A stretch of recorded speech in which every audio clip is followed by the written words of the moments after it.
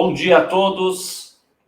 A Oyster e a Acordo Fechado, com o apoio da AB2L e Distrito, tem a honra de recebê-los para a 5ª edição do Lautec Rio. Tivemos 2 edições presenciais, estamos na 3ª edição online. A Lautec Rio surgiu para criar um ecossistema de inovação entre os profissionais do direito, e esta é mais uma vez te convidamos a se conectar e se reinventar, participando das discussões sobre o uso de novas tecnologias no direito e tendências no cenário nacional. Vamos lembrar que estamos ao vivo no YouTube da Oyster, nosso organizador, e no LinkedIn do Acordo Fechado, outro dos nossos organizadores, com os links divulgados nas redes sociais. Mais uma vez, traremos casos de mudanças que estão acontecendo nas grandes empresas, grandes escritórios e em todo o judiciário, e como essas aplicações têm impactado no dia a dia dos advogados.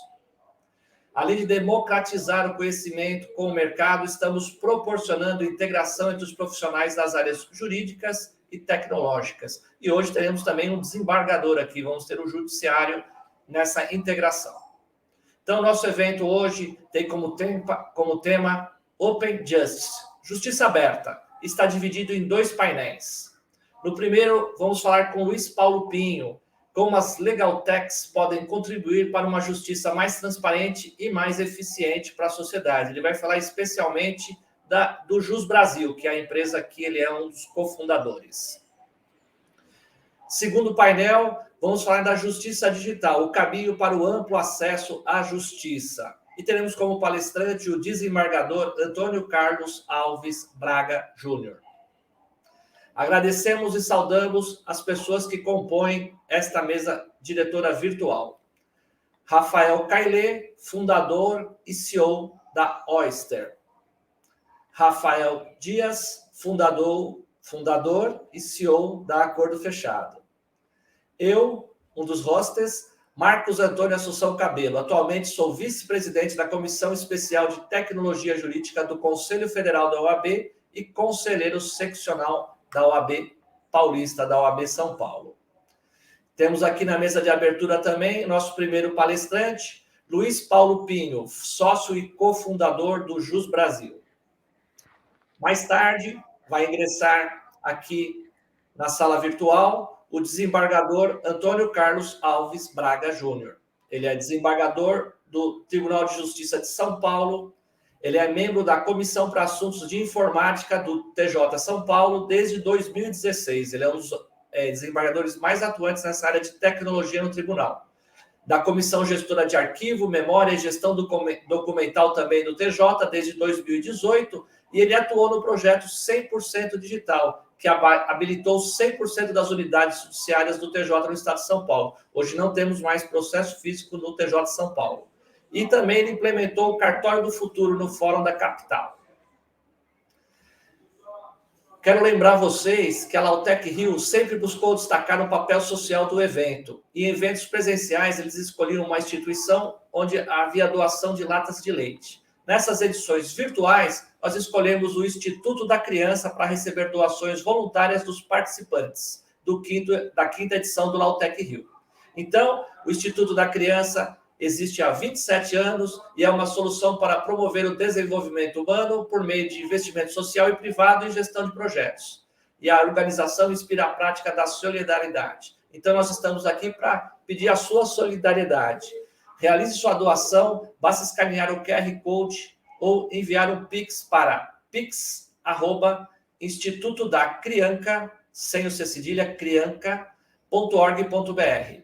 pix@institutodacrianca.org.br. Está aí na sua telinha, tá?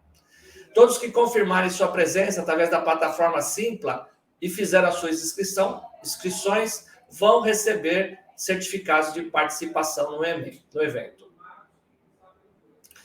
Neste momento, convidamos Rafael Dias, fundador e CEO do Acordo Fechado e cofundador da AB2L, para a abertura da 5ª edição do Lautec Rio, bem como suas considerações.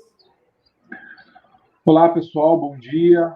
Agradeço a todos que estão online aí nos assistindo aqui, tanto no YouTube como no LinkedIn. agradeço aos participantes. Estamos indo aí para a última edição do Lautec Rio desse ano, a 5ª edição, e tenho certeza que os palestrantes que irão falar hoje nesse painel de Open Justice irão contribuir muito para um debate muito importante. Então, tenho certeza aí que fiquem até o final, que a gente vai conseguir contribuir muito para esse debate tão importante aí no nosso dia a dia acadêmico, nosso dia a dia do judiciário aí também, para o dia a dia nosso dos advogados. Agradeço a cada um dos palestrantes que aceitaram o nosso convite, agradeço também ao Marcos, que fez a abertura do evento.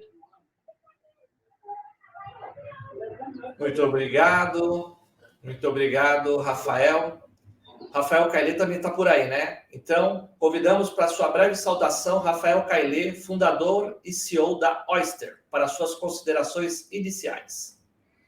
Bom dia, pessoal, tudo bem? Eu quero primeiramente agradecer a todos aí, né, que se prontificaram, que participaram, que fizeram esse evento acontecer aí, como o Dias falou, né, último desse ano. Acho que a gente conseguiu aí trazer alguns eventos bacanas esse ano, muito conteúdo importante pro meio jurídico no geral, assim, né? Então, agradecer a participação de todos, falar que aproveitem, né, essas pessoas feras que estão aqui, o conhecimento deles, um pouco dessa contribuição que eles vêm trazer para o dia a dia de vocês. Façam perguntas, não deixe para depois aí. Ficamos à disposição aí para somar sempre em trazer um conteúdo legal, um conhecimento bacana para todos e aproveitem. Um bom dia para todos, pessoal. Até mais. Muito obrigado, Caillet. Você vê que eventos de tecnologia são um pouco, mesmo na área do direito, são um pouco diferentes dos eventos da OAB que eu participo. E o evento que eu organizo também pela OAB São Paulo, que é o Connect, a gente tenta ser breve na abertura, nos cumprimentos, e vamos ao que interessa, que é o conteúdo. Então, falando nisso, para darmos início ao primeiro painel, convidamos Luiz Paulo Pinho, sócio e cofundador do Jus Brasil, para a apresentação do tema Como as Legal Techs podem contribuir para uma justiça mais transparente e mais eficiente para a sociedade, após o vídeo de abertura.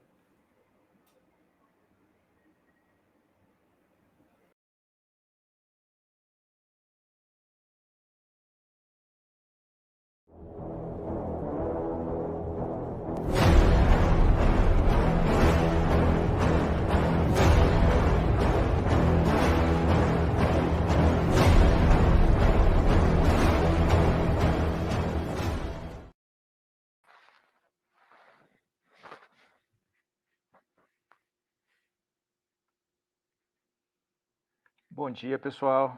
Meu nome é Luiz Paulo Pinho, eu sou um dos cofundadores do Jus Brasil. É um prazer enorme estar aqui com vocês. Agradeço desde já o convite de Cabelo para poder falar e contar um pouquinho da história do Jus Brasil, além de como a gente vem tentando desempenhar esse papel aí de popularizar a informação jurídica no Brasil. Cabelo, nossa história já vai um pouquinho mais atrás, né? A gente se conheceu basicamente quando nos fez o convite para a gente entrar dentro do Connect, e é uma honra muito grande estar participando de você em mais esse evento, participando com você de mais esse evento.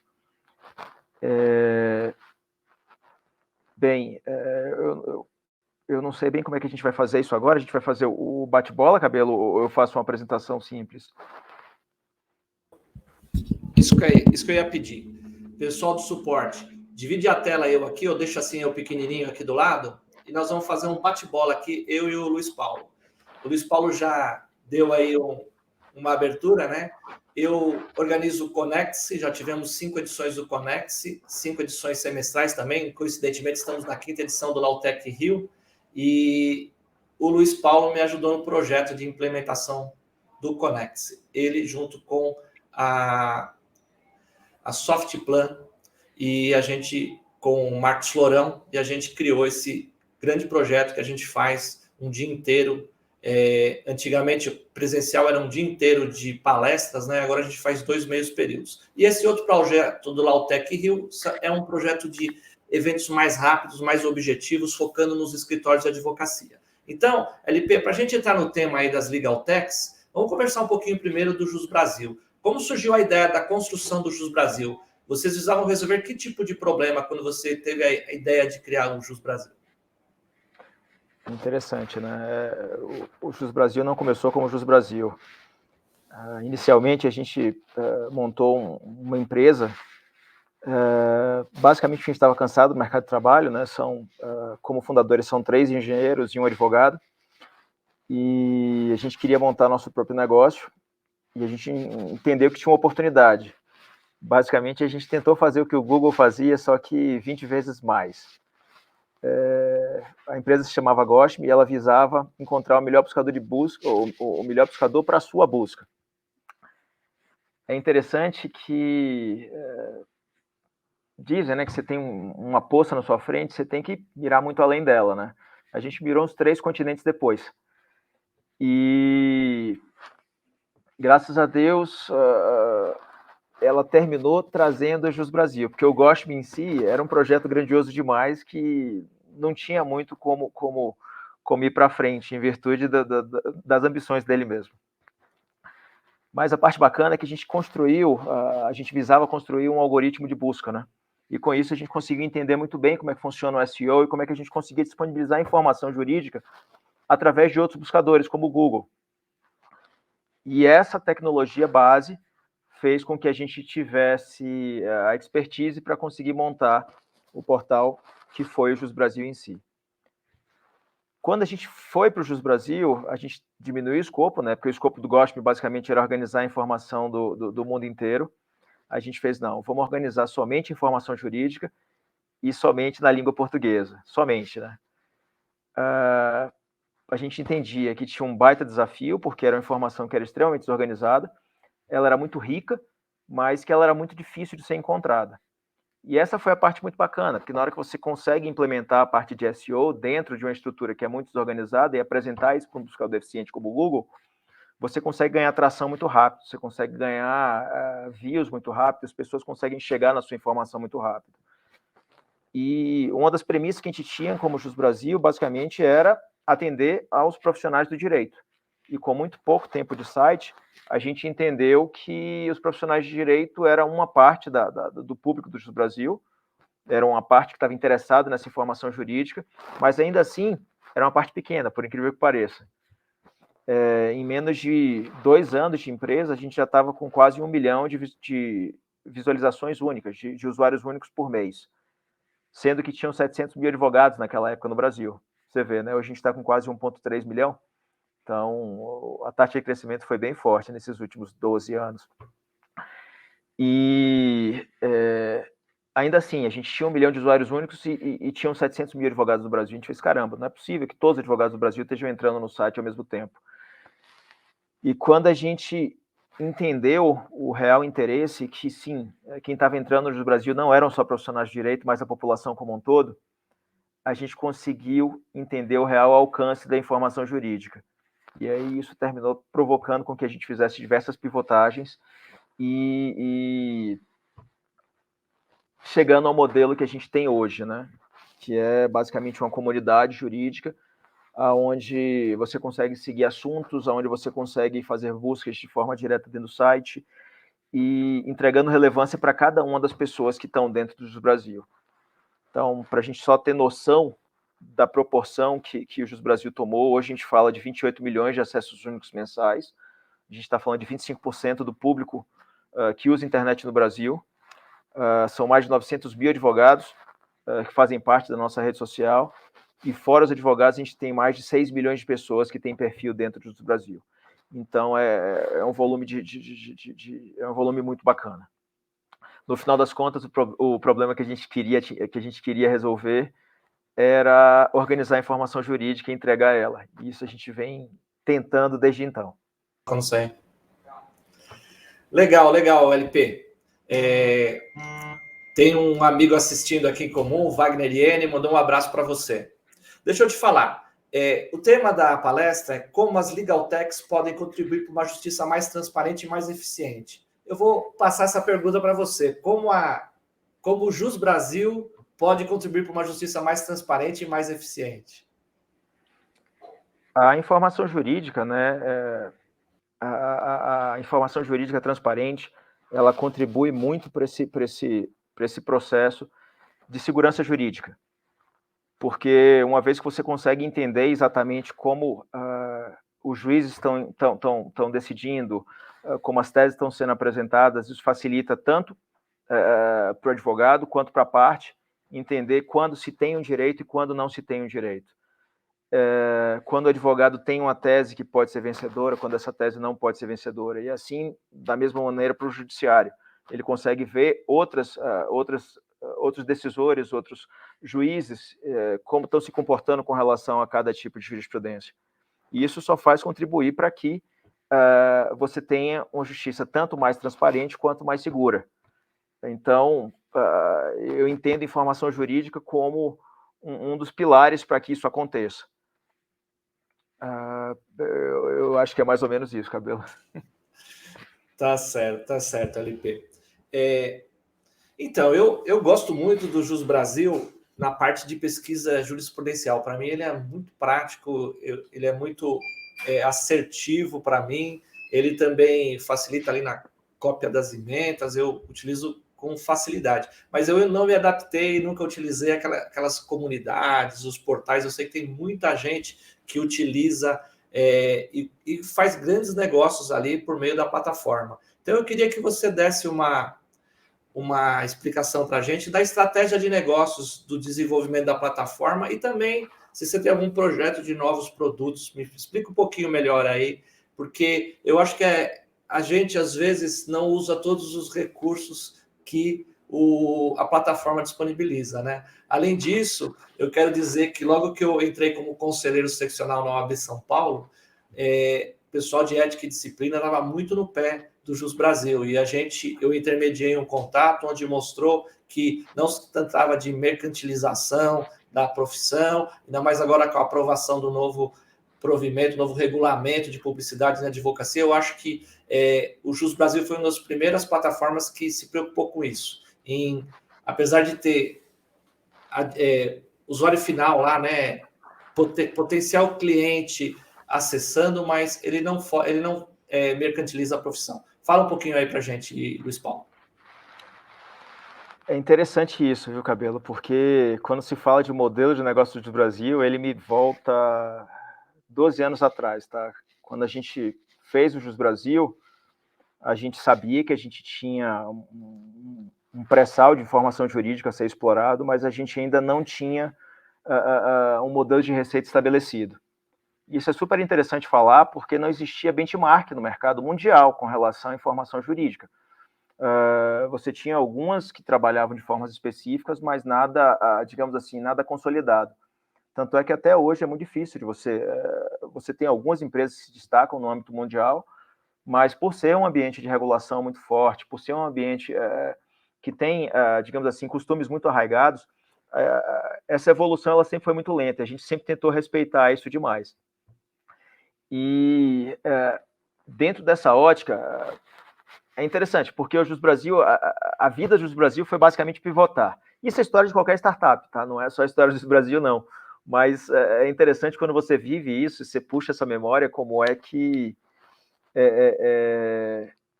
isso fica aflorado, né? Então, só para você ter ideia, eu vou citar, antes de chegar no modelo atual, por onde a gente passou. Então, no início do Brasil, a gente chegou a fazer busca de apoio de escritórios, né? No modelo semelhante à parte de apoios mesmo, como você tem em outros sites jurídicos. A gente chegou a fazer site para advogado. A gente fez identidade visual por meio de templates. Por muito tempo, a única fonte de receita do Jus Brasil, ou a maior de todas, foi publicidade. E é uma fonte que ela não é escalável. Hoje, graças a Deus, a gente conseguiu. Eu era o sócio responsável por prospectar publicidade em São Paulo e em outras capitais. E eu posso dizer isso, que era muito complicado. E graças a Deus a gente conseguiu sair desse modelo de receita. Em 2013, a gente teve nosso primeiro aporte de um fundo, né, que deu um pouco mais de fôlego para o site, deu bastante fôlego para o site, na verdade, que foi um aporte que veio do Monax. E nosso modelo de receita naquela época ainda era publicidade, e a gente tinha já um marketplace incipiente, né? A gente tinha uma plataforma de conexão cliente-advogado que basicamente ela era algumas tags que vieram evoluir depois para o modelo que a gente tem hoje, que eu vou falar um pouquinho depois. Quando dessa conversa com o Monax, a gente trouxe uma ideia de um produto que a gente na época chamava de BookFi, que basicamente seria um acervo de livros que estaria disponível através do site. Essa ideia ela surgiu em 2013, e só para você ter ideia de como funciona a startup, a gente só veio fazer ela funcionar agora em 2020, ou seja, 7 anos depois. Isso já numa parceria com a Thomson Reuters, que é um produto novo do Brasil que chama Doutrinas. Enfim, é interessante só para a gente ir vendo como é que isso funciona. Por fim, vem os 2 modelos de negócio que eles funcionam até hoje, né? Um com menos prioridade e outro com mais. O primeiro é o Marketplace, que é justamente essa plataforma que conecta cliente final com advogado. Essa plataforma ela tem uma relevância social gigantesca. Então, só para a gente ter ideia, ela conecta em torno de 1,5 milhão de advogados todos os anos com clientes finais. São mais de 150 mil por mês. É muita gente que entra no site. E o interessante é como esse contato termina se dando, né? O Jus Brasil tem 28 milhões de pessoas que entram no site em busca de informação jurídica.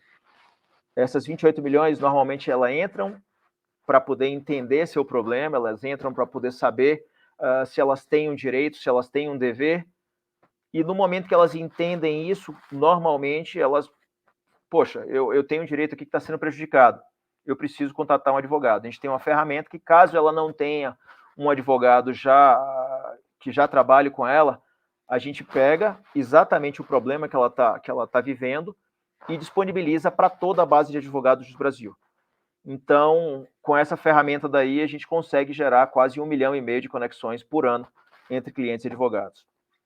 E, por fim, vem nosso modelo de negócio real, né, que é o modelo de assinatura, que foi o que você trouxe um pouquinho da sua experiência de uso, que a gente facilita a busca de jurisprudência, a gente entrega diversas features que estão, digamos assim,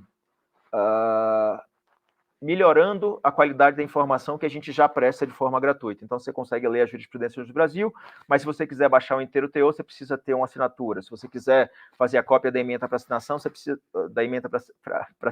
precisa ter uma assinatura. Assim como outros serviços mais.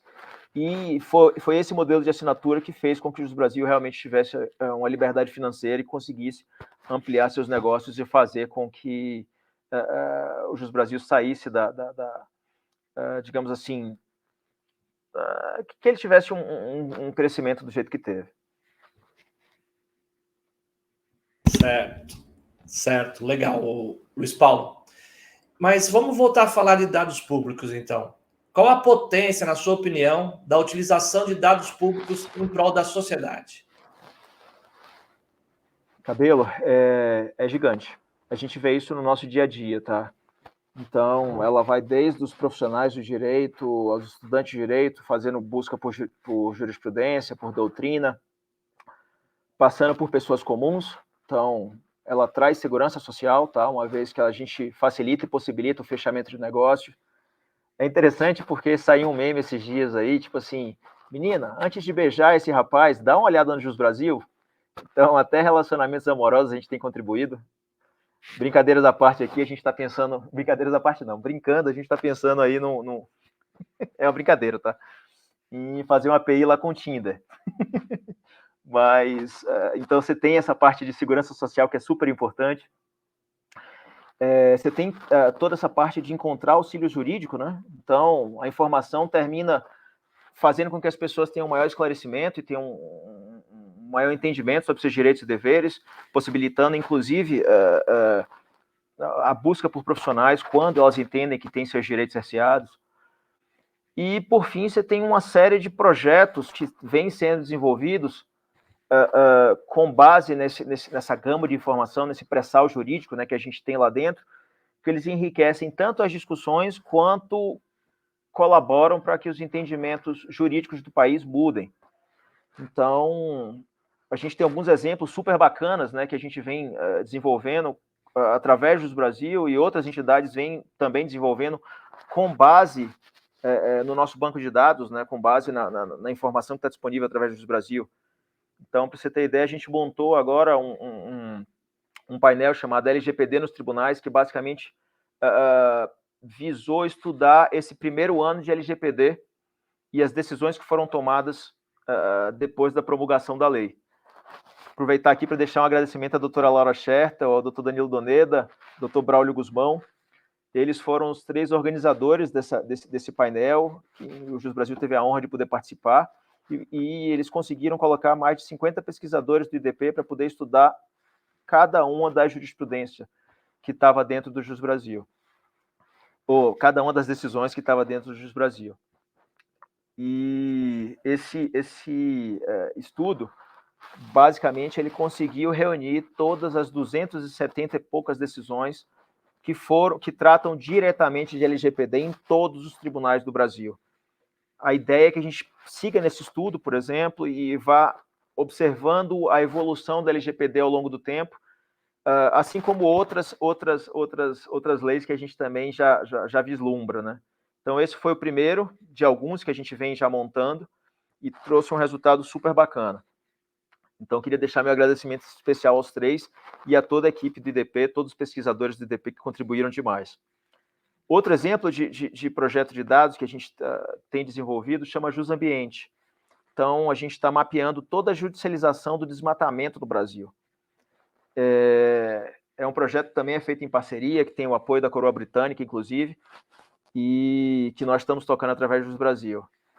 Teve um projeto que a gente teve conhecimento pouco tempo atrás, que é da Organização Internacional para Migrações, onde é um programa do PNUD, o Programa das Nações Unidas, e nossa base foi usada para descobrir processos de tráfico humano. Então, isso é um negócio que é super bacana. A gente tem um outro projeto ainda, que a gente está fechando uma parceria com o pessoal do Publixi, que é a ABRAGE, né, Associação Brasileira de Jornalismo Investigativo, onde a gente visa monitorar processos de interesse público vinculados a políticos. A gente ainda tem um que a gente vai soltar um pouquinho mais na frente, que é visando observar a perseguição jurídica a jornalistas, né? Sempre tentando preservar nosso direito de imprensa e nosso direito de liberdade de expressão no Brasil. E, por fim, a gente tem um projeto chamado Jus Racial, que a gente também está com ele aí na chocadeira, que ele deve sair, se Deus quiser, em breve, que basicamente a gente vai tentar estudar a judicialização do racismo no Brasil. Então, a potência, na minha opinião, para a utilização de dados é absurda. Eu acho que a gente não está nem beliscando a ponta desse iceberg ainda.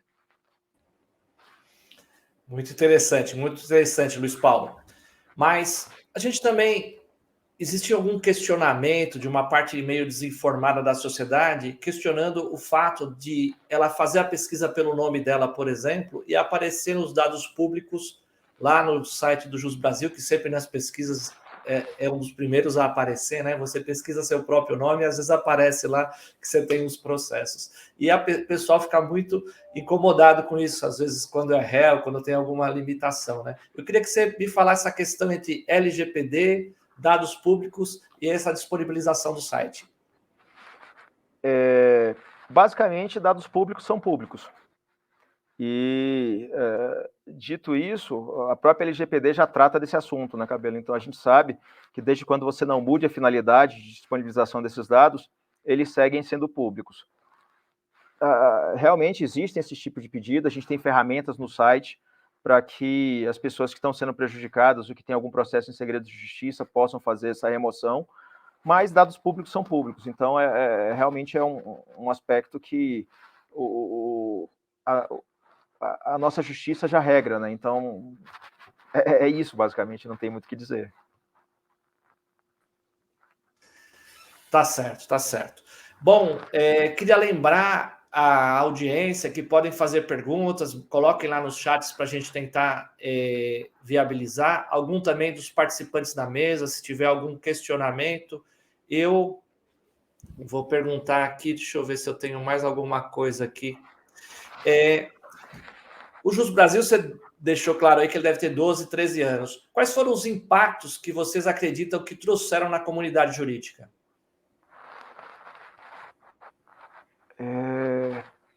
Cabelo, eu imagino que tenham sido bem bacanas, tá? Então, eu acho que a gente conseguiu mudar a forma como as pessoas buscam por informação nesses 13 anos de vida do Jus Brasil. A gente tenta todo dia fazer exatamente isso, fazer com que essa informação fique o quão mais fácil de ser encontrada quanto possível.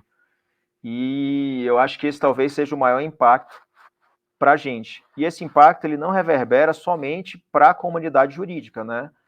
Ele termina reverberando para toda a comunidade. Ele vai enriquecer, sim, as discussões jurídicas, né? Ele vai trazer segurança jurídica, mas uma vez que a comunidade se interessa mais por esse tipo de informação, a gente terminou também vendo um outro impacto, que é super interessante na comunidade jurídica. A gente conseguiu, como é que eu posso dizer isso? Traduzir um pouco do juridiquês para a população, e isso fez com que ela se aproximasse do direito, que ela aproximasse dos seus direitos. E isso terminou ajudando tanto a população quanto a classe jurídica também, provocando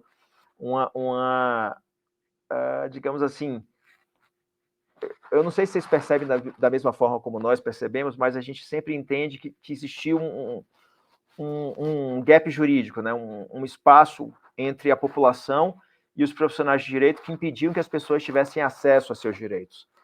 E essa informação terminou diminuindo esse gap, fazendo com que as pessoas conseguissem entender melhor essa informação e ter mais acesso aos profissionais. E eu acho que foi um baita ganho, tanto para a comunidade quanto para a comunidade jurídica.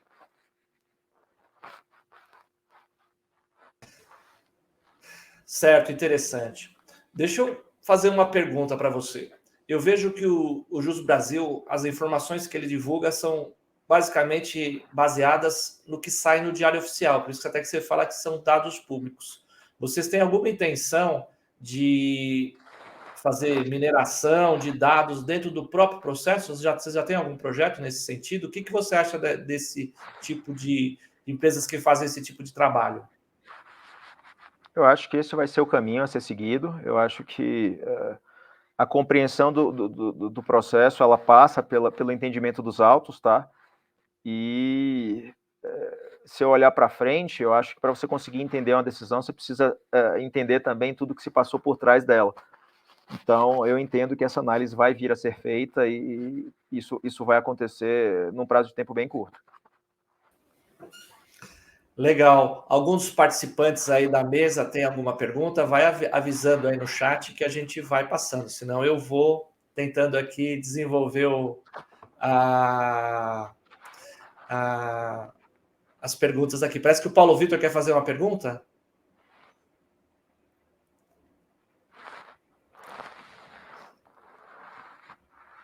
Rafael tá mudo, Rafael.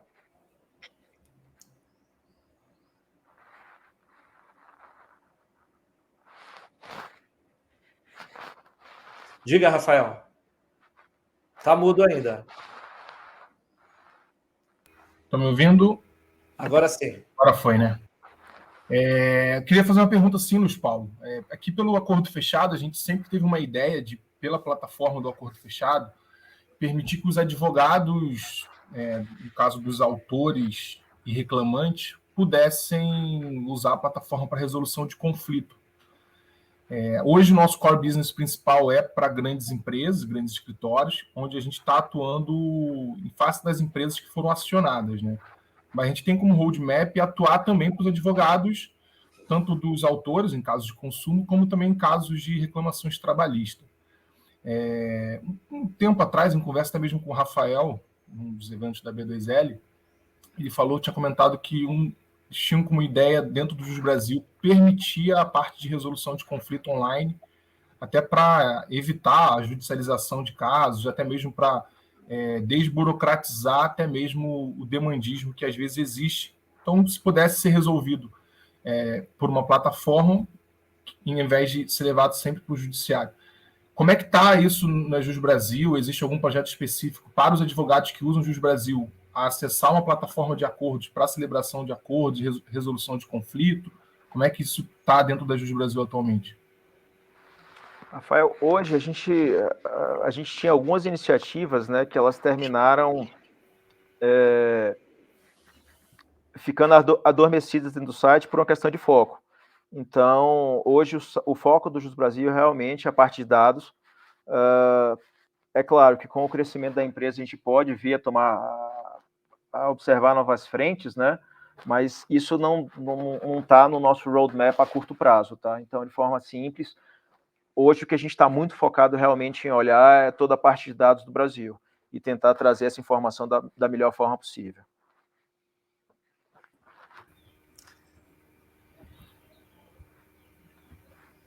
Legal, legal. Mais alguém tem alguma pergunta? Senão, eu vou pensar aqui em fazer a seguinte pergunta para você, LP. Eu, conversando com o nosso amigo Alexandre Zavaglia, ele é um cara assim meio inspirado, né? Ele está sempre na crista da onda. Eu entendo que o advogado ganha dinheiro quando ele está sempre um pouco avante do seu tempo, né? Daqui a algum tempo, essa mineração de dados, essas informações, vão estar um custo muito barato. Hoje, quem está trabalhando com isso está conseguindo altos rendimentos, né? Você vê que qual o tempo que você estima que vai existir esse desenvolvimento da análise de dados entre hoje está um custo alto para que só grandes players, grandes réus, grandes empresas podem utilizar essa mineração de dados e analisar objetivamente e chegar ao médio, pequeno advogado esse dado num preço mais que ele possa utilizar a ferramenta. Cabelo, é porque a inteligência artificial, ela, como é que eu posso dizer isso, né? Os dados em si, ele é um processo de melhoria contínua. Então, se você me perguntar hoje, ele já está disponível através do Jus Brasil, tá? Porque a gente tenta entregar esses dados da melhor forma possível com a inteligência agregada que é permitida para esse momento. Mas quando você vai falar, por exemplo, de uma análise preditiva ou coisas desse tipo, eu acho que isso ainda vai demorar um bocadinho para a gente conseguir ter isso de forma extremamente acessível. Mas vai chegar.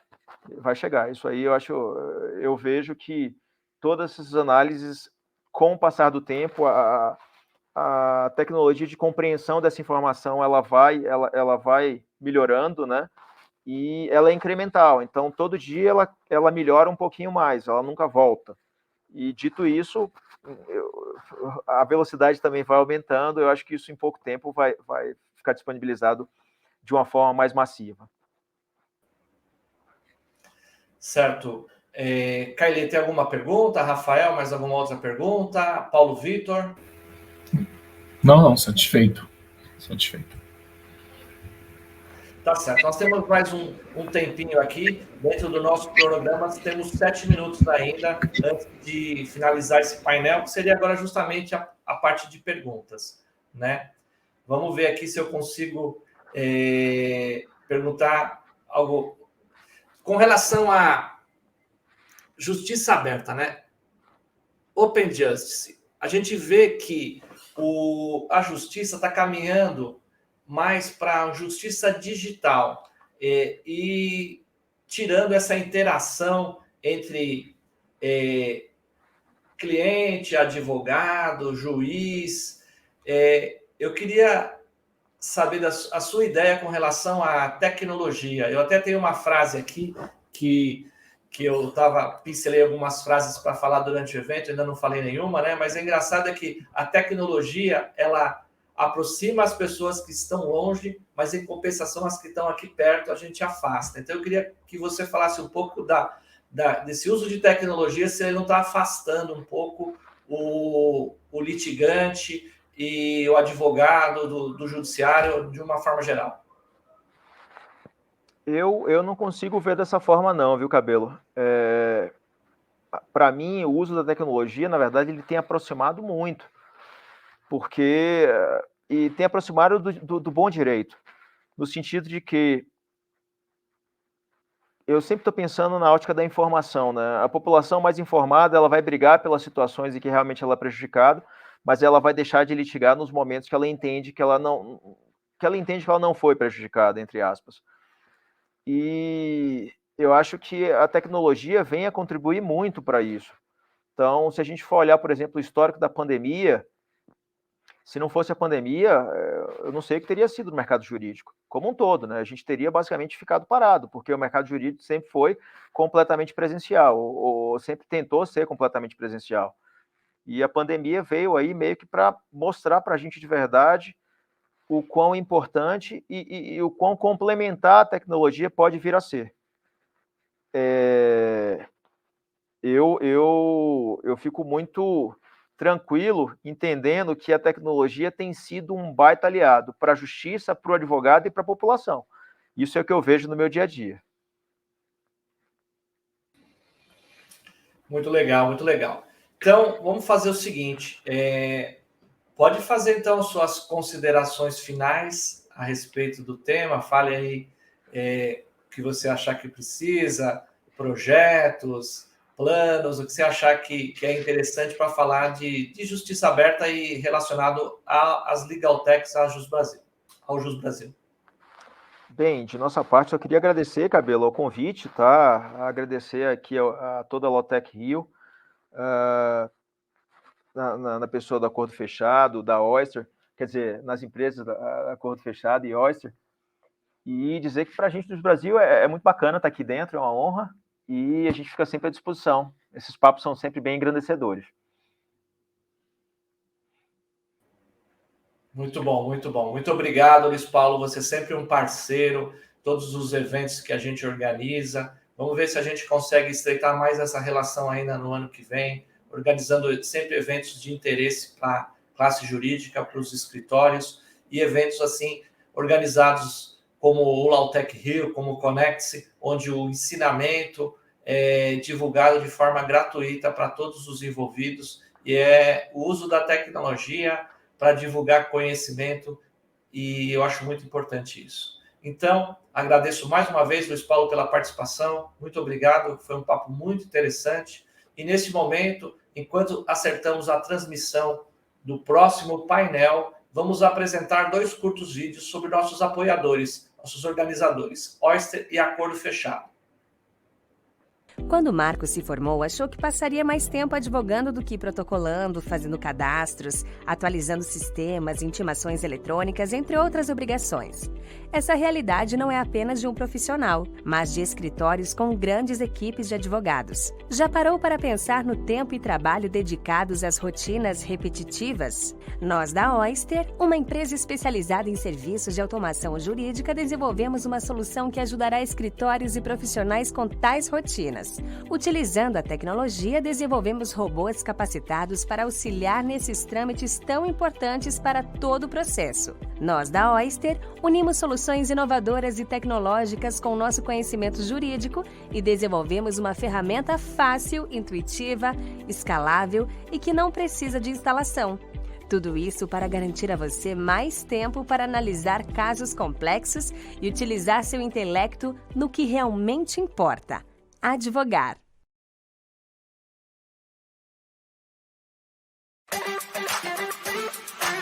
O melhor acordo é o fechado. A morosidade e a burocratização de processos e negociações acarretam em diversos problemas para o negócio, sem alcançar resultados satisfatórios.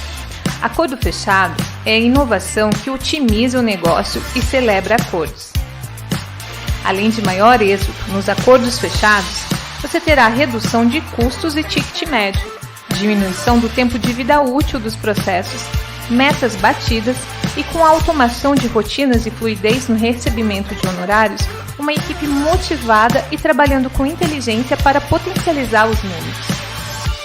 Em 3 anos, foram 216 mil casos tratados na plataforma.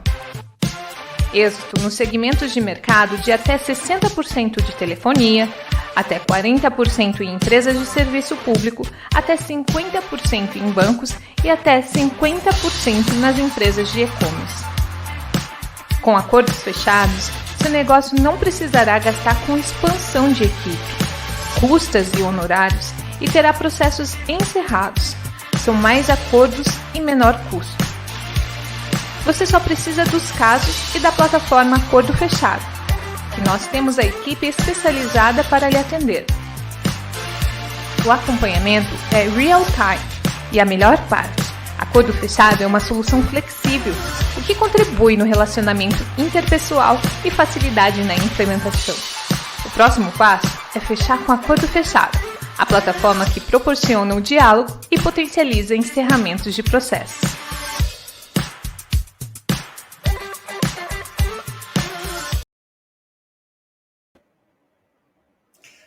Voltamos ao vivo. Vamos agora em prosseguimento à nossa 5ª edição do Lautech Rio.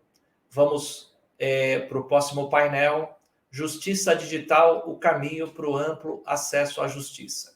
Quem vai fazer a apresentação, nosso expositor, é o desembargador Antônio Carlos Alves Braga Júnior, desembargador do Tribunal de Justiça de São Paulo, membro da Comissão para Assuntos de Informática do Tribunal de Justiça desde 2016 e da Comissão Gestora de Arquivo, Memória e Gestão Documental desde 2018.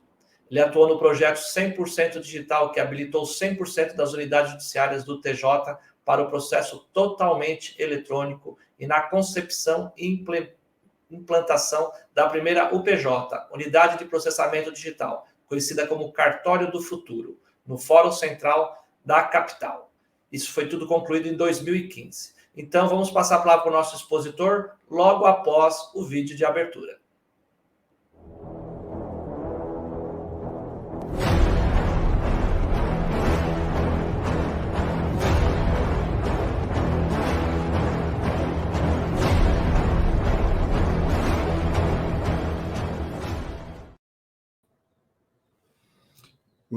Bom dia a todos. Bom dia, doutor Marcos. Eu agradeço o convite para a participação neste evento, na 5ª edição deste evento do Lautech Rio. Vamos direto ao ponto, que nosso tempo é curto, né? Como já anunciado, eu atuei como juiz auxiliar na finalização da implantação do processo digital aqui no estado de São Paulo. Foi um trabalho de 4 anos, que iniciou, foram 2 gestões, 2 presidências. Iniciou em 2012, terminou em final de 2015, e a partir, então, do final de 2015, passaram a entrar exclusivamente processos digitais no estado de São Paulo. Nós ainda mantivemos uma estrutura dupla, né, de processo digital e processo físico, porque o nosso plano inicial era, na época nós tínhamos uns 15 milhões de processos físicos, era a não digitalização. Era o processo digital, mas não a digitalização de processos físicos, porque ficaríamos com 2 processos, né? O original em papel, com documentos que não poderiam ser eventualmente descartados, como ocorre ainda hoje, tem amplas discussões sobre o original, autenticidade, etc., de documentos, e uma versão equivalente em digital, ou seja, um duplo custo, um duplo armazenamento. Mas o tempo nos mostrou que, diferente do que imaginávamos, aquela solução não se resolvia. Ou seja, nós estamos iniciando agora, estamos já com contratação, as fases iniciais dos primeiros testes para a digitalização do acervo em papel. Por quê? Porque nós constatamos que, na medida que começou a entrar um grande volume de digitais, a entrada passou a ser exclusivamente digital.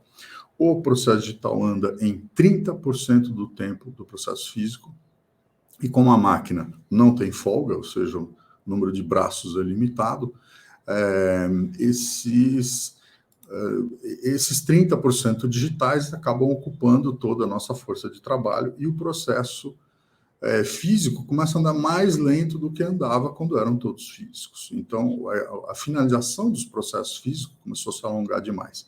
Até que nós vimos, veja, isso começou, então, no final de 2015, nós estamos em 2020, foi quando se começou, então, os trabalhos para contratação, 2020, 2021, trabalhos para contratação da digitalização. Então, isso é só para dar um cenário do estado de São Paulo, são 20 e poucos milhões de processos em andamento, é um quarto, mais ou menos, dos processos em tramitação no Brasil, e dentro desse cenário, para me dirigir aqui ao público de advogados, eu pretendo trazer algo de interesse prático, né? previsões que nós ouvíamos quando se iniciava esse processo, quando o tribunal tomou a decisão, lá em 2012, uma decisão muito corajosa de fazer num prazo recorde, 4 anos é muito pouco tempo por que foi feito. Quando o tribunal tomou essa decisão de implantar o processo digital como processo exclusivo, né, como via exclusiva para os novos casos, nós ouvimos uma série de previsões. Por exemplo, vai acabar com a advocacia, o processo digital vai acabar com a advocacia, ou o processo digital vai matar os pequenos escritórios, que não terão como fazer adequações, né, não terão como suportar custos e as alterações de estrutura. O processo digital vai inviabilizar o exercício da advocacia pelos advogados mais antigos, porque teriam que iniciar uma nova curva de aprendizado, aprender uma nova maneira de trabalhar, e não teriam disposição para isso, talvez, interesse nisso, disponibilidade. Então, isso excluiria da advocacia os advogados antigos. Outra previsão que nós ouvíamos insistentemente vai se tornar financeiramente inacessível para muitos advogados, por causa dos investimentos necessários, tanto em equipamentos, em tecnologia, que eventualmente um pequeno escritório não tinha, quanto em pessoal, vou ter que contratar gente especializada para trabalhar, né? Então, essas eram previsões usadas como argumento contrário à implantação do processo digital, ou com a pretensão de que ele fosse implantado de modo facultativo, né? O processo digital, mas toda a interação com os advogados de modo facultativo. Ou seja, poderia continuar usando papel e a justiça se incumbiria de fazer as conversões. Isso nós havíamos tentado. Havia um fórum digital na capital, um dos fóruns regionais da capital, que já começou antes disso tudo, né, como um fórum digital, totalmente digital, em que o ingresso era facultativo, era um piloto, era uma experiência ainda. Então, o cartório tinha essa incumbência de fazer as conversões. Foi um desastre completo. Quer dizer, ele funcionou, está aí até hoje está engrenado, mas no começo nós criamos um setor de digitalização gigantesco, digitalizava 4.000 páginas por dia, sem mão de obra para isso. A mão de obra era para tocar processo, não para fazer digitalização. Então, o experimento mostrou que não era viável. Todas essas previsões se mostraram equivocadas. Por que elas estavam equivocadas? Porque elas analisavam apenas uma parte do problema, uma parte da questão. Ela analisava a mudança que viria para o advogado, para o escritório, mas não analisava os benefícios, analisava só o aumento de custo, aumento de complexidade, a curva de aprendizado, mas não analisava o benefício.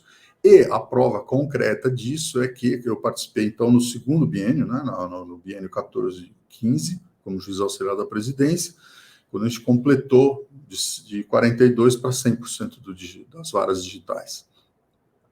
Nesse momento, então, nesses 2 anos, houve um cronograma das 330 comarcas que nós temos no estado de São Paulo, um cronograma de implantação gradual, que, na verdade, era um projeto de logística, o sistema estava pronto, era só questão de ir levando para as unidades, varas e cartórios, suspendir o andamento, implanta o sistema, faz um breve treinamento de 1 semana, faz um acompanhamento de mais 1 semana e retoma a vida normal, com os processos convertidos.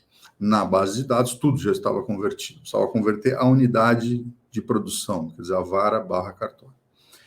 Então, nós tínhamos um cronograma que ia, ao longo de 1 ano, percorrer todo o estado. E nós ouvíamos demandas várias, muitas, das pequenas subseções da OAB, o presidente da subseção nos procurava lá e falava: olha, vocês não conseguem colocar a nossa comarca na frente? Para nós vai ser muito importante, isso é um benefício muito grande para advogados, são escritórios pequenos que têm dificuldade para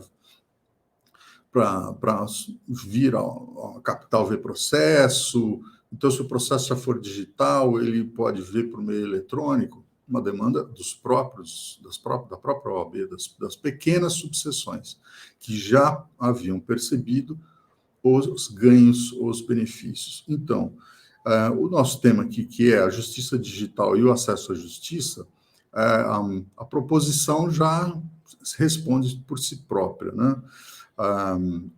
A digitalização da justiça, digitalização num conceito amplo, é o maior caminho para o acesso à justiça, tanto para as partes, tanto para o povo acessar a justiça com suas demandas, quanto para o advogado acessar a justiça, endereçar seus peticionamentos e interagir com as unidades julgadoras, com as unidades cartorárias. Esse é comprovadamente o melhor meio. Então, nós temos agora que novas tecnologias vêm se incorporando, né? Então, a digitalização é o primeiro andar, tornar o processo digital. Paralelamente a isso, vem andando, e é um processo contínuo, né? sem fim, a aplicação das automações de tarefa, ou seja, o processo é digital, mas tocado por mãos humanas. Mas, gradualmente, eu vou vendo atividades repetitivas e vou construindo maneiras delas serem automatizadas. Isso nós fazemos desde que o processo foi iniciado, fazemos até hoje e vamos continuar fazendo para sempre. Cada vez mais um pedacinho da tarefa pode ser automatizado. E tem uma nova etapa que está em fase ainda muito incipiente, né, mas com muitas promessas, que é a automação com inteligência artificial. Isso também está em andamento, já tem um monte de iniciativas para o Brasil, um monte de sistemas para várias finalidades.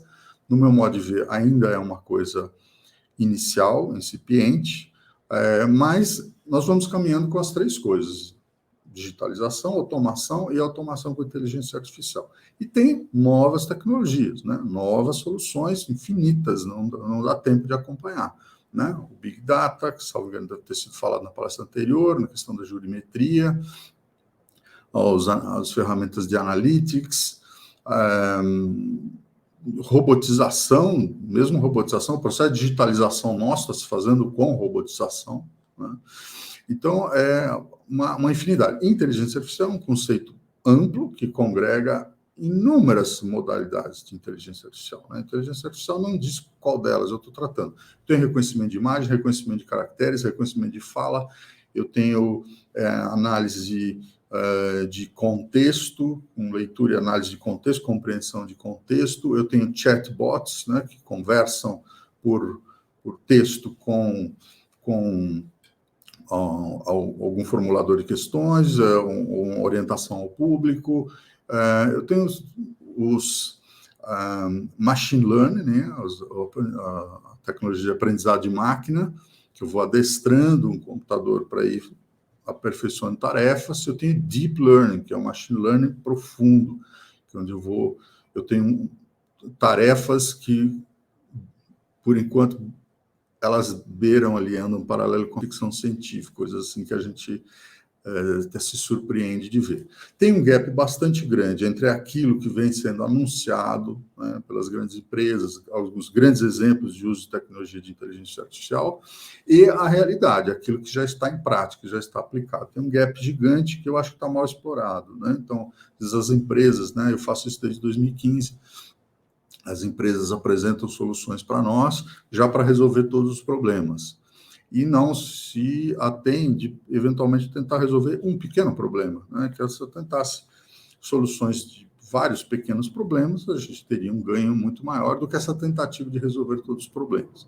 Eu falo isso constantemente em palestras, quando dirigido, quando tenho empresas na plateia, diz, olha, não tentem substituir o que nós fazemos, né? Você vai me dar 2 trabalhos. As empresas parecem que estão numa corrida de que quem não chegar primeiro vai ficar sem nada. Então, temos que apresentar a grande solução para a justiça. Qual é a grande solução para a justiça? É uma máquina que faz sentença só para o juiz aprovar. Eu falei, não tente fazer isso de cara. Você vai me dar 2 trabalhos. Eu vou ter que conferir, vou ter que arrumar, né? Eu faço esse trabalho de adestramento, né, de ajuste fino, de sintonia fina no meu dia a dia, com o meu gabinete humano, né? Com o meu gabinete de 6 assistentes. É um trabalho muito delicado, e todo dia a mesma decisão da mesma matéria, ela tem algum aperfeiçoamento, ela tem algum ajuste, ela tem alguma alteração. Eu acho que estamos bastante longe ainda de ter um sistema que vá ter essa atualização, vá ter esse ajuste tão fino. Tem muita coisa para fazer antes. Ao não focarem no que dá para fazer antes, as empresas estão perdendo tempo e os tribunais também. Então, tem muita coisa para ser explorada. E, com isso, nesse tema da justiça digital, com essas novas tecnologias, a inteligência artificial a propósito, o grande debate em todas as palestras que eu participo, que eu assisto, que eu vejo, o grande debate são aquelas questões. Um sistema de inteligência artificial vai substituir o juiz e o advogado? Ou é uma afirmação, uma pergunta, né, sobre uma forma ou de outra? Seremos julgados por máquinas? Então, veja, esse tipo de questão, a máquina vai substituir juiz e advogado? Minha resposta é não. Não vai, porque a incumbência ainda é de um juiz e de um advogado realizar suas tarefas, e está muito longe ainda de a máquina chegar à altura de satisfazer completo a minha expectativa em relação ao trabalho dela. Então, não vai. O que eu digo que deve acontecer, que é importante que aconteça, eu quero um sistema de inteligência artificial que auxilie o meu assistente, que auxilie uma análise de peça, uma identificação, uma catalogação de peças, por exemplo. Se ele catalogar todos os processos que entram e já fizer uma pré-seleção, uma espécie de uma filtragem, lendo peças, identificando, isso dá para explorar um infinito. Só isso, de classificar e dizer, olha, do que entrou, eu acho que isso aqui é tal tema, isso aqui é tal tema, isso aqui é tal tema, isso aqui é tal tema. Ele já me auxiliou, o meu assistente, demais, se essa máquina fizer isso bem feito. Um grau de acurácia muito grande. Baixa acurácia não adianta nada. Estamos em 78%. 78% não adianta nada. 78% ainda é laboratório, ainda é teste. Eu tenho que chegar no 95% para cima. Eu tenho uma acurácia de 95%, 96%, 97%, 98%, 99% de acurácia, de acerto nessa classificação. Aí vale a pena para o meu assistente usar essa informação. Ele vai se tornando mais eficiente, ele vai subir um andar em termos de eficiência, de produtividade, e, consequentemente, eu vou subir um andar em termos de eficiência e produtividade. Vou poder deslocar mais meu tempo para outro tipo de análise, outro tipo de estudo. Então, isso tem um potencial incrível. A inteligência artificial vai prosperar? Vai. Eu calculo dentro de uma década, não mais do que uma década e meia, tudo que nós fizermos na vida pessoal e profissional terá camada de inteligência artificial, várias eventualmente, e da melhor maneira possível, imperceptível, invisível, ou seja, uma aplicação no nosso celular, aplicação nas nossas ferramentas de trabalho, na nossa pesquisa, no nosso lazer, nas nossas relações sociais, pelos meios digitais, que tem ali alguma camada de análise, de aprendizado permanente, de personalização, que vai fazer do nosso jeito, do jeito que a gente quer, do jeito que a gente está acostumado, do jeito que fica melhor para nós. A tal ponto que nós nem saberemos que elas estão lá, como já acontece hoje, né? Uma busca no Google tem um motor dos mais eficientes que existem de inteligência artificial. Por isso que a sua pesquisa dá um retorno, né? Procura um restaurante, ela dá um retorno perto da sua casa e não um restaurante na Indonésia. Porque ele faz isso adequado a todos os povos, todas as culturas, todas as localizações geográficas e todo o seu histórico de utilização. É muito eficiente e está lá invisível, a gente nem percebe que ele existe. Então, isso estará disseminado em todas as atividades, na atividade judiciária, em todas as atividades terão um nível, um elemento de inteligência artificial. Quando ele não estiver funcionando ou ele estiver ausente, a sensação vai ser de que algo está quebrado, algo não está funcionando, porque eu já disse 2 vezes isso, ele continua me perguntando. Ou seja, eu perguntei algo, ele me deu uma resposta genérica. Eu não quero uma resposta genérica, eu quero uma resposta dirigida, uma resposta personalizada. Então, dará uma sensação de ineficiência. Nossos celulares, quando não tiver uma camada de inteligência artificial funcionando, vai parecer estranho. Vai parecer que não é o meu celular, é um celular de qualquer pessoa, não é o meu celular. Então, seremos substituídos por máquinas? Sim e não. Ou seja, haverá sim julgamentos feitos por sistemas automatizados, o que já existe, mas, eventualmente, não é uma substituição.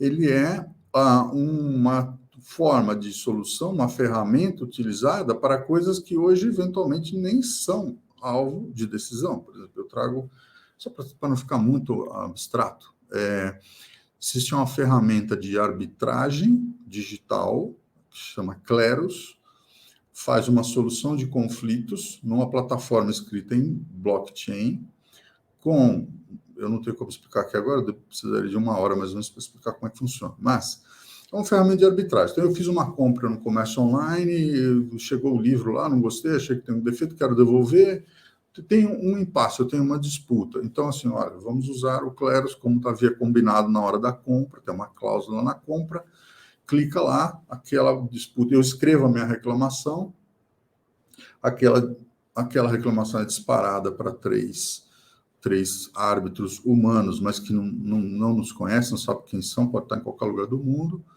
e elas vão, então, votar naquilo, e tem um mecanismo para que isso seja feito de maneira séria, que é um mecanismo genial. Então, já existe isso. Alguns sites de comércio online, eu acho que no Brasil não tenho conhecimento de nenhum, mas já usam isso com essa opção do Kleros. Então, se a gente tiver uma disputa, o dinheiro fica depositado na ferramenta, feita a solução, cabe recurso, tudo, é um sistema bastante interessante. Resolvida a disputa, ou o dinheiro libera para a loja, ou o dinheiro libera de volta para o cliente. Então, tem uma forma. É uma substituição da nossa atividade? Não, era algo que eventualmente jamais iria. Um livro custou R$30, eu vou judicializar isso. Né? Isso jamais seria uma ação judicial. Mas pode ser uma disputa resolvida. Então, eu posso ter julgamento de máquina, sim, terei, mas a tecnologia junto, ela traz novas frentes, ela traz novos cenários. Então, na verdade, eu amplio o acesso e, eventualmente, uso para isso uma ferramenta digital. Então, isso está acontecendo, vai acontecer em maior escala. Outra previsão ou pergunta, né? O meio digital vai desumanizar as relações humanas? Né? Isso é ruim, ou se faz isso com uma afirmação, nós vamos desumanizar a relação médico-paciente, a relação cliente-advogado, a relação juiz e parte, juiz e advogado, vai desumanizar essas relações. A gente tem um ótimo exemplo aí, pandemia. O isolamento, o distanciamento nos foi imposto, né? Não pela novidade digital, não pela era digital, mas por um fato da natureza, uma questão da biologia. Então, a biologia impôs o distanciamento, e nós contornamos o distanciamento imposto pela biologia com o meio digital. Ele desumanizou as relações? As relações estavam distanciadas. Ele permitiu a comunicação, o acesso à convivência. Cheguei a fazer happy hour com colegas, coisas que a gente fazia mensalmente, né? Um grupo de colegas falou, vamos continuar fazendo no meio digital, só que agora cada um na sua casa, cada um abre sua taça de vinho lá, e nós fazemos o nosso bate-papo mensal. Então, não é a mesma coisa, nem de longe, como eram os nossos encontros, mas ele supriu algo que era um terreno que estava fadado a não acontecer por um ano, pelo menos 1 ano e meio, sei lá até onde vai essa história, né? Então, acho que a tecnologia, ela eventualmente é uma relação que pode ser mais fria e ela vem melhorando para que assim não seja, mas ela eventualmente está cobrindo espaços onde ela não aconteceria, né? Onde simplesmente eu não teria o contato. Volto a um ponto aqui, que sempre quando participo aqui dos almoços anuais do Instituto dos Advogados, aqui em São Paulo, sento à mesa lá com advogados, e a pergunta ou a afirmação é sempre a mesma. Por que a justiça não adota um sistema único de processo digital em todos os tribunais? A situação parece tão evidente, né, que a pergunta, eles me formulam sempre a mesma pergunta, todo ano a mesma pergunta, como se fosse algo que não pode existir nenhuma justificativa para não fazer isso, para que os tribunais não adotem um único sistema. Afinal, são dezenas de sistemas no Brasil, são mais de 40 sistemas no Brasil. Por que a justiça não adota um? Veja, é importante que haja uma melhor compreensão do problema, né? É óbvio que nós já pensamos nisso. É óbvio que esse é um assunto permanente. É óbvio que essa é a jornada do CNJ desde que ele foi implantado. Desde 2005, o CNJ tenta oferecer, depois impor, e agora, desde o ano passado, não mais ser o desenvolvedor, mas ser o orquestrador de um desenvolvimento a ser feito pelos tribunais, que começa agora, né? Está aí engatinhando. É uma nova tentativa, estou controlando meu tempo aqui, já são 21 minutos, é uma nova tentativa de estabelecer um sistema único. Por que isso não ocorreu até hoje? É importante que os advogados, que as OABs entendam a questão para que possam participar até do debate e dar uma contribuição positiva. Os sistemas de processo digital são sistemas feitos sob medida. Eles são feitos para cada tribunal, porque cada tribunal tem regras internas, regras próprias. O tribunal estadual tem as regras, tem lei estadual, tem regras operacionais locais, tem uma estrutura de recursos humanos, tem uma realidade local, tem uma estrutura de organização judiciária que é própria, tem uma lei de organização judiciária de cada estado.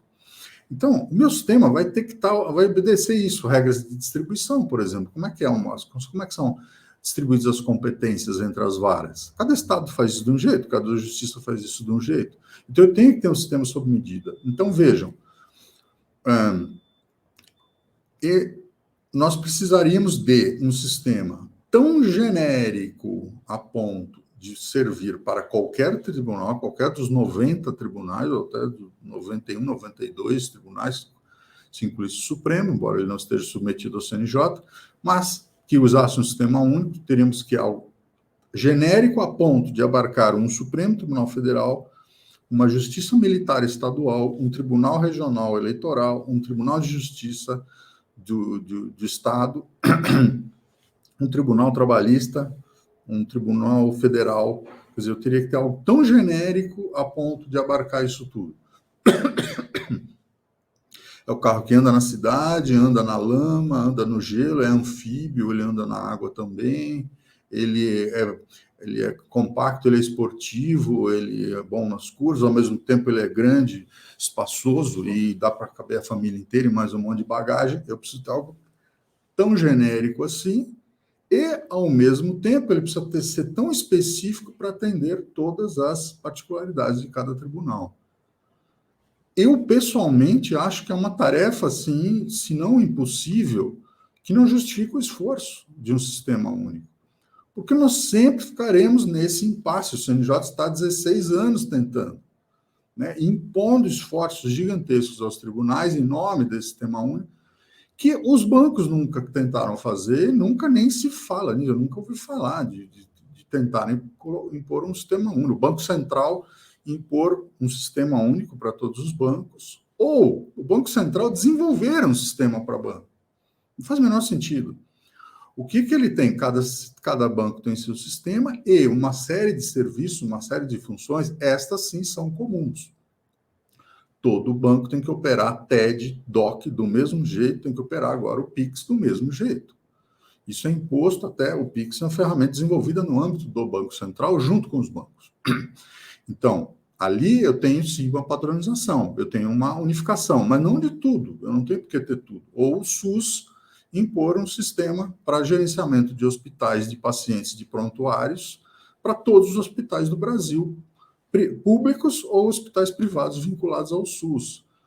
Me parece que é um esforço que não leva a lugar nenhum. O grande esforço, para mim, que é um pouco menor, mas não chega a ser pequeno, seria o esforço da integração de sistemas. E, no que toca aos advogados, que é o que mais interessa aqui para a nossa conversa, não tem porquê, na evolução disso, e com isso eu já vou encerrar para não estourar o meu tempo, não tem porquê, no futuro, com a evolução disso, o advogado trabalhar nos nossos sistemas dos tribunais. O advogado deveria trabalhar num sistema de advogados, feito para advogados, que conversam com o sistema dos tribunais. Então, o advogado terá o seu escritório, ele terá lá esta ferramenta, pode ser desenvolvido por empresa privada, pode ser desenvolvido pela OAB, eventualmente, numa aproximação com os tribunais, aí sim criar os pontos de interoperabilidade e aí falar, não faz diferença agora se você está visualizando um processo no EPROC ou no SAGE ou no PJE ou no CRETA, não importa em qual sistema está rodando o seu processo, você enxerga pelo seu sistema, você peticiona pelo seu sistema, você é intimado pelo seu sistema. Então, é esse o futuro que eu vislumbro.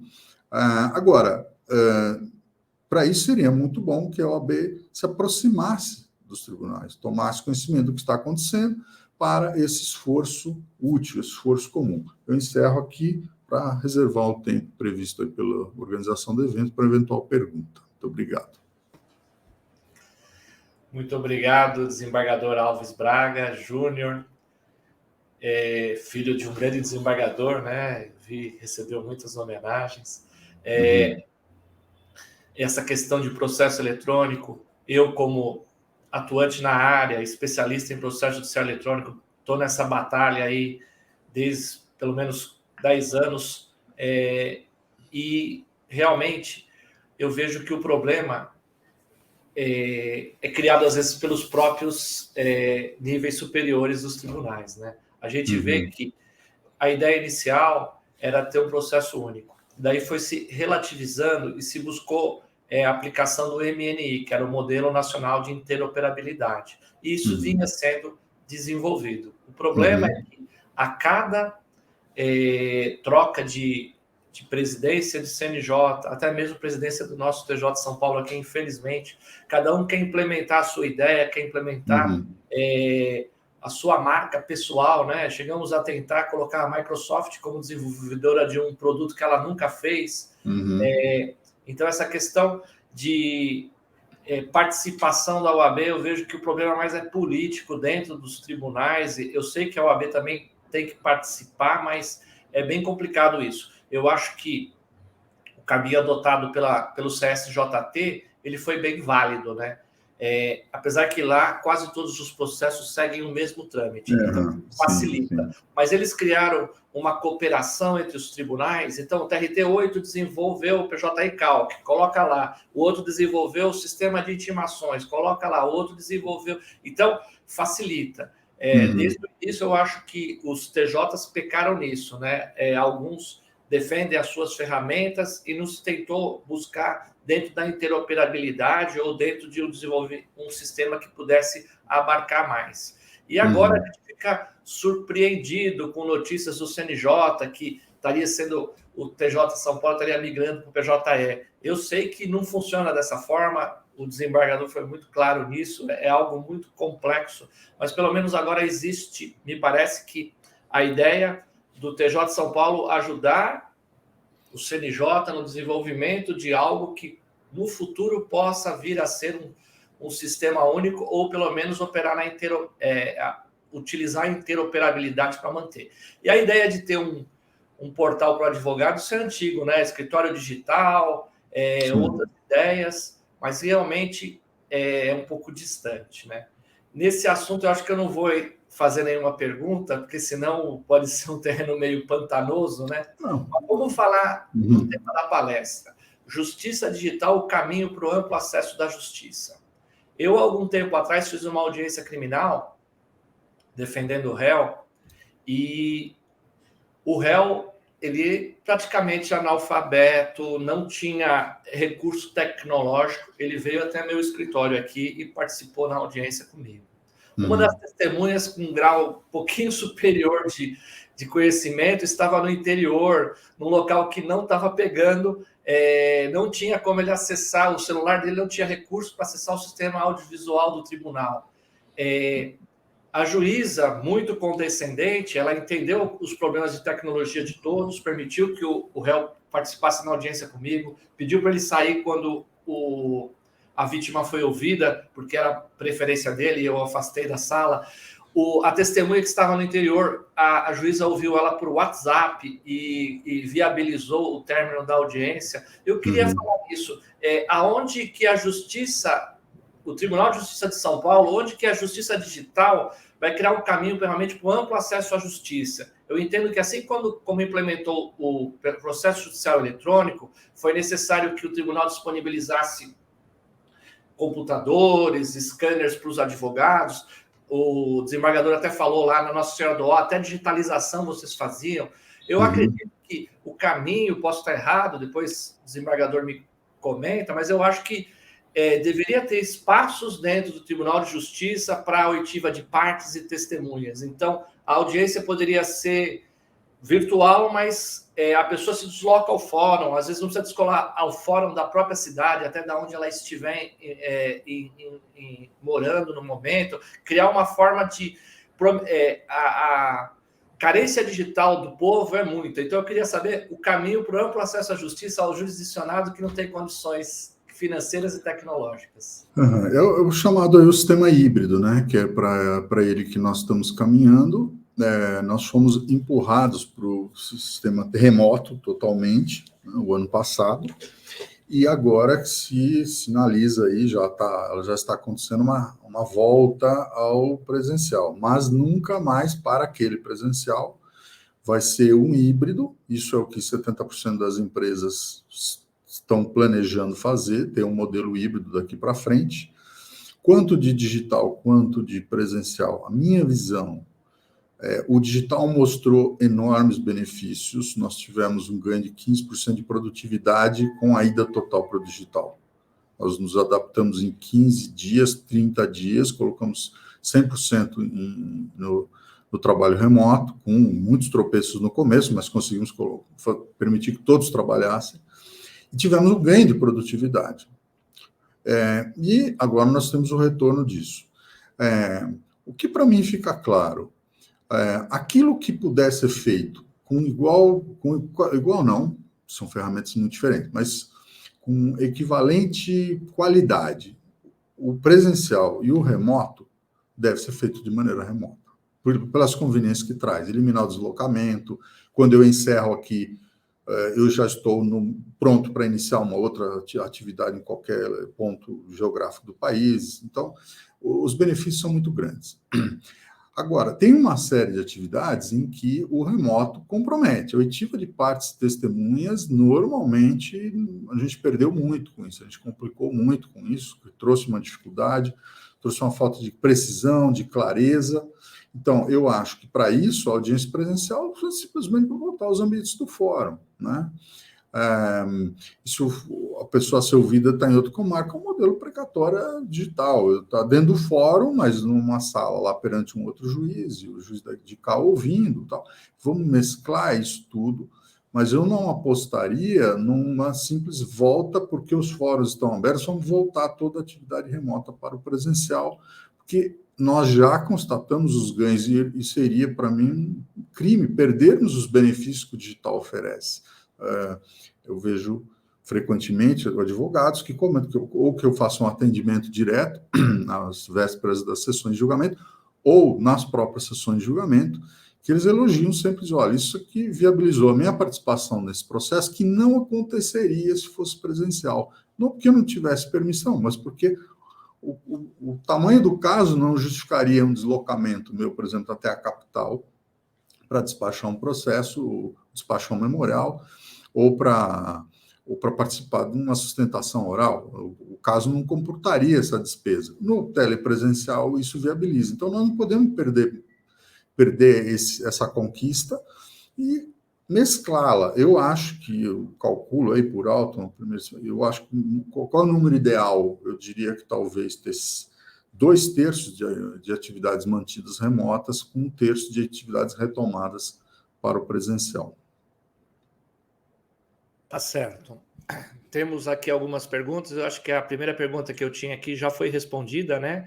Ele está perguntando sobre a possibilidade de se manter audiências virtuais mesmo após o fim de todas as restrições impostas pelo distanciamento social. Acho que já ficou bem claro a posição do nosso desembargador, que o que for possível deve continuar. E essas audiências complicadas, com oitiva de testemunhas complexos, a gente deve fazer um modelo presencial, ou eu sugiro, a minha ideia era fazer um modelo misto, né, onde talvez parte das pessoas pudessem continuar virtuais, principalmente, eu acho que principalmente parte e testemunha, durante algumas instruções, elas têm que estar isoladas, como funciona dentro da parte física ali, funcionava no fórum, tinha até sala separada de espera para quem desconhece como é que funcionava antigamente, né? A outra pergunta que tem aqui, com relação à utilização da inteligência artificial, hoje o STF utiliza uma ferramenta que separa e indica peças contidas nos documentos. Isso posto, gostaria de saber se o tribunal já possui alguma iniciativa de utilização de IA.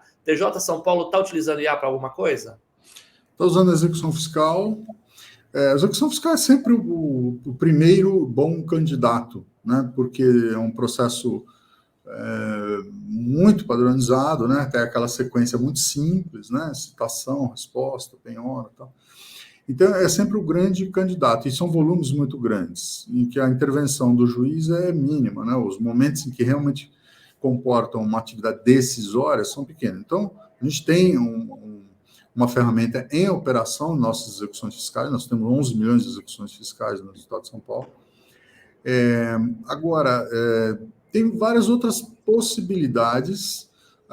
Nós temos um laboratório de inovação que está precisando dar uma arrancada, começar a fazer novos experimentos. O CNJ instituiu uma plataforma nacional, que é o Sinapses, onde devem ser inscritos ou depositados ou lançados os sistemas, as iniciativas de sistemas de inteligência artificial. Particularmente, eu não acho boa ideia. Eu acho que burocratiza demais a inovação. Inovação tem que se dar muita liberdade para que a inovação aconteça. Se eu burocratizar ela na origem, eu mato boa parte delas, talvez eu mate as grandes ideias. Porque inovação nós nunca sabemos onde ela vai surgir, quando e a partir de qual projeto. Eu posso ter um projeto para execução fiscal, no meio do caminho eu vejo, olha, não está servindo, não deu certo, mas isso aqui pode servir para outra coisa, eu vou mudar completamente o contexto aqui, e se eu errar, eu jogo fora, eu descarto, sem grande alarde. É uma ideia errada, uma ideia que não foi bem resolvida. Até que surge algumas, né? Eu sempre lembro, as maiores empresas do planeta hoje, a Amazon, Apple, Microsoft, surgiram em garagens, né? Adolescentes em garagens que conceberam isso. Quantos não tentaram e alguns conseguiram um acerto, realmente, foi o caminho da inovação. Isso continua acontecendo. Todas as empresas, hoje as empresas surgem como startups, surgem com 2 jovens lá num garagem, num apartamento, que tem uma grande ideia, tem muitos tentando que não vão conseguir. Então, nós não sabemos onde ela vai surgir, nem como. Em que momento ela vai dar certo, ou que pedaço dela é aproveitável. Então, eu acho que teria que dar total liberdade aos tribunais, e fazendo por conta própria, errando, jogando fora. Na hora que surgisse uma boa ideia, olha, agora a gente tem um teste que está rodando com consistência. Então, já pusemos em prática, agora a gente quer disponibilizar para os outros tribunais, agora a gente quer ensinar, né, oferecer isso. Ótimo, agora é o momento, né? Então, eu acho que tem muito para fazer ainda. Legal. Eu acho que antes da gente pensar em automação, de inteligência artificial, a gente tem que pensar em automação. Eu acho que tem muitas tarefas repetitivas que é muito mais fácil de resolver com automação. Exatamente. Realmente, para ter a pessoalidade na decisão, é importante a participação do juiz. Tem uma pergunta aqui, tem mais 2 perguntas aqui, eu vou pedir para a resposta ser rápida, porque não vejo assim também muita relevância. Com relação à complexidade imposta por muitos sistemas, cada tribunal possui um sistema próprio. Indago sobre a possibilidade de criação de um protocolo ou padrão único de cadastro de informações que possibilitaria o consumo dessas informações. Vossa Excelência entende ser possível? É o que o CNJ, mais uma vez, está tentando fazer, né? A mais recente é a Resolução 335, de 2020, que instituiu a plataforma digital do Poder Judiciário, a PDPJ, que se propõe a ser isso. Então, pelo texto, todos as novas funcionalidades dos sistemas do Brasil teriam que ser feitos nesta plataforma nacional, que seria inicialmente numa nuvem nacional, não será mais, mas era para ser feito numa plataforma nacional, de tal modo que outros tribunais possam fazer uso dela. a inspiração é o Marketplace, lá, uma App Store, né? Então, em vez de eu desenvolver só para o meu sistema, eu desenvolveria um genérico que outros tribunais podem usar no sistema deles. A ideia é essa. Né? Eu tenho uma série de críticas, uma série de questões sobre a viabilidade disso, e se isso não for viável, não for realmente factível, os tribunais serão onerados tremendamente na tentativa de fazer isso, mais uma vez, quando talvez pudessem estar dirigindo seus esforços para pretensões um pouco menores, mas mais factíveis, mais viáveis, que trouxessem realmente mais resultado. Bom, aproveitando a ideia que o desembargador deu, temos uma pergunta aqui da Ângela 367. Como o tribunal gostaria que os advogados incentivassem essa integração de sistemas entre os tribunais? Acho que não é questão de incentivar, nós sabemos da demanda dos advogados perfeitamente, compreendemos perfeitamente. É óbvio que na cabeça de cada um de nós, os próprios tribunais, o Tribunal de São Paulo adoraria que houvesse um sistema nacional desenvolvido lá pelo CNJ ou pelo pool de tribunais, que eu simplesmente baixasse, instalasse, usasse, sem fazer nenhum desenvolvimento, sem ter que fazer desenvolvimento. E usando o que todo mundo usa. Seria um conforto enorme para nós. Acontece que é grande demais essa pretensão e ela nunca aconteceu. Pode ser que ela aconteça, mas pode demorar 2 décadas para que isso aconteça. Então, de imediato, o que tem é um esforço de cada tribunal que vem fazendo isso há 20 anos, 25 anos, 30 anos, o nosso passa de 30, tentando andar no escuro, né? Falar assim, bom, as tecnologias estão aí, como é que a gente usa? Como é que a gente pode combinar essas tecnologias para automatizar, para aumentar a eficiência? A gente já andou muito em relação, às vezes eu falo, o exercício nosso é olhar para trás, ver quanto a gente já andou. E, óbvio, olhar para frente, ver quanto ainda tem para andar. Então, não é questão dos tribunais, da advocacia incentivar, não é isso que se trata. Eu acho que seria importante a advocacia compreender quais são essas barreiras. Por que é que o TJ São Paulo e o TJ Minas não usam o mesmo sistema? Tem mais do que justificativas para isso. Os históricos são diferentes, as trajetórias são diferentes, os investimentos são diferentes, as características são diferentes. Toda a operação deles e nós está apoiado nesse sistema, não é algo que se troca do dia para a noite. Para trocar o que nós tínhamos para o que temos, nós levamos 4 anos com um enorme planejamento, quando havia um sistema, nosso sistema SAGE, um sistema de empresa privada, que já era completo. Já existia o sistema que era apto a operar qualquer tipo de competência civil, criminal, família. Já existia o sistema, já existiam os fluxos. Eu só precisava fazer a troca.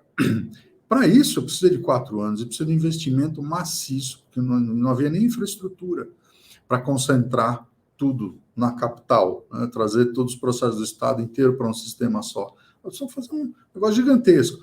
O Minas teve uma outra trajetória, tem uma outra história, então não dá para eles pularem para cá ou nós para lá com um estalar de dedos. Então, como é que eu faço esse caminhar para um sistema que eu não acho que tem que ser unificado, eu acho que tem que ser interoperável, né? Como é que eu caminho para isso sem comprometer o meu dia a dia? Porque o desafio do dia a dia, de sustentar o sistema no ar 7 dias por semana, 365 dias por ano, 24 horas por dia, é tremendo. Então, eu acho que é importante, até para essa contribuição, então que a OAB compreenda os cenários dos tribunais, a história dos tribunais, por que tem esse sistema, por que não tem outro? Não daria para usar o de Minas aqui, ou Minas não daria para usar o de São Paulo, por que não dá? Hein? Tendo essa compreensão, aí sim uma conversa começa a ser extremamente produtiva. Cara desembargador, eu queria só informar a ideia do advogado de São Paulo. Eu tenho certeza que a maioria da advocacia paulista, ela entende que o ESAGE é o melhor sistema de processo eletrônico, é o mais apropriado. Então, a gente tem São Paulo querendo continuar no ESAGE, a classe dos advogados querendo continuar no ESAGE e o CNJ que está querendo forçar aí a situação. E a gente vê no meio do caminho o Tribunal de Justiça de São Paulo explicando como é complicado fazer essa transição e que não vai ser fácil isso. E, como eu disse numa parte da minha intervenção, a gente está sempre sujeito à mudança de presidência. Pode ser que no futuro se discuta outra questão. Então, eu acho que é um assunto que ainda vai ficar muitos anos. Eu acho que o caminho da interoperabilidade é o ideal, mas a gente está sempre sujeito às instabilidades aí no período. Se o senhor quiser fazer algumas considerações finais, eu desde já agradeço muito o caro desembargador Antônio Carlos Alves Braga Júnior ter aceito o convite. Obrigado, o juiz Fernando Tasso, pela indicação. Agradeço muito, eu acho que foi um papo muito interessante, muito produtivo. Toda a audiência conseguiu ter uma ideia com relação à justiça digital, um caminho para o amplo acesso à justiça e as políticas do TJ de São Paulo. Suas considerações finais, caro desembargador.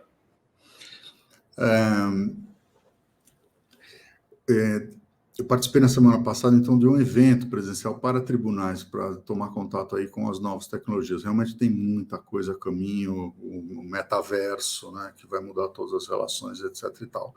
E uma coisa que nós discutimos lá, que eu lembrei, que eu sempre lembro aqui do nosso tribunal, a gente tem muita queixa, muita demanda, não só dos advogados, internas, né, dos magistrados, dos funcionários, ou reclamação do sistema, isso aqui não devia ser assim, devia ser assado, por que não faz de tal jeito, por que não faz assado? E o que eu digo, o que me conforta é que sempre a demanda é por mais tecnologia da informação, nunca por menos tecnologia da informação. A demanda nunca é para tirar isso para eu voltar a fazer como eu fazia. A demanda é por que isso não é melhor, mais rápido, mais estável, mais fluido, mais fácil de aprender, né? Por que isso não já aproveita algo que eu já fiz? Então, isso me satisfaz sempre.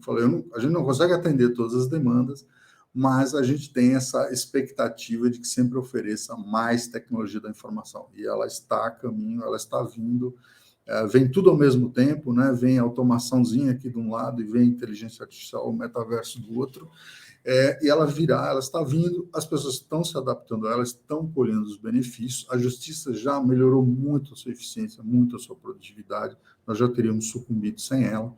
Então, eu acho que o cenário, com todos esses tropeços, é um cenário positivo, um cenário para otimismo. Muito obrigado, desembargador. Agradeço mais uma vez a participação.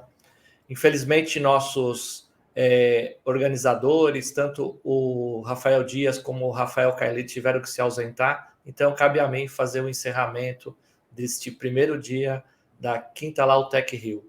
Agradeço a todos os envolvidos, os palestrantes, o pessoal da técnica, a todo mundo que está prestigiando esse evento ao vivo, a todos que vão assistir posteriormente, essa divulgação gratuita de ensinamento. Eu acho que o principal foco do Lautec Rio é distribuir informação sobre tecnologia para advogados para toda a classe. E eu queria dizer aqui uma frase de Alan Kay. A tecnologia só é tecnologia para quem nasceu antes dela ter sido inventada, né? Então, depois que você nasceu depois, não é mais tecnologia. E o advogado é muito avesso à tecnologia. Ele fala, tem uma certa resistência à adaptação. Eu coloco aqui que eu posso me considerar já uma pessoa com uma certa idade, com 55 para 56 anos. Eu acho que a idade nunca é desculpa para a tecnologia. Eu sempre fui defensor da tecnologia e até hoje eu vejo que ela só tem vantagens para os advogados. Então, agradecemos a Oyster e a Acordo Fechado pela organização do evento, a B2L e a Distrito pelo apoio e a todos os participantes desse primeiro dia do evento. Encerramos a jornada por hoje e contamos com a presença de todos no segundo dia do evento amanhã, 10 horas da manhã. Um bom dia, agora já 11h39, declaro encerrado o evento.